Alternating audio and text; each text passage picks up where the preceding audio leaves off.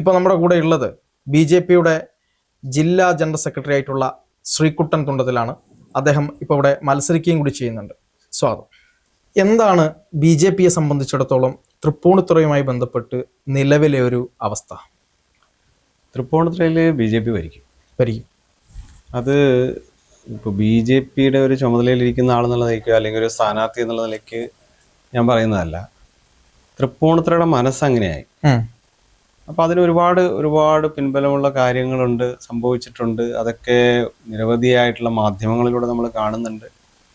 തൃപ്പൂണിത്തുറ എന്ന് പറഞ്ഞു കഴിഞ്ഞാൽ തൃപ്പൂണിത്തുറയുടെ അതായത് കേരളത്തിലെ മൊത്തത്തിൽ മറ്റ് സ്ഥലങ്ങൾ പോലെയല്ല തൃപ്പൂണിത്തുറ ലോകത്തിന് മുമ്പിൽ തന്നെ അവതരിപ്പിക്കാൻ പറ്റുന്ന ഒരു പ്രധാനപ്പെട്ട സ്ഥലമാണ്. അതെ, നമ്മൾ തന്നെ കേട്ടിട്ടുണ്ട് ഒരു രാജ പാരമ്പര്യം നിലനിൽക്കുന്ന ഒരു സ്ഥലം. രാജവീതി എന്നാണല്ലോ എപ്പോഴും തൃപ്പൂണിത്തുറയുടെ റോഡുകൾ അറിയപ്പെടുന്ന രാജവീതി എന്നാണ്.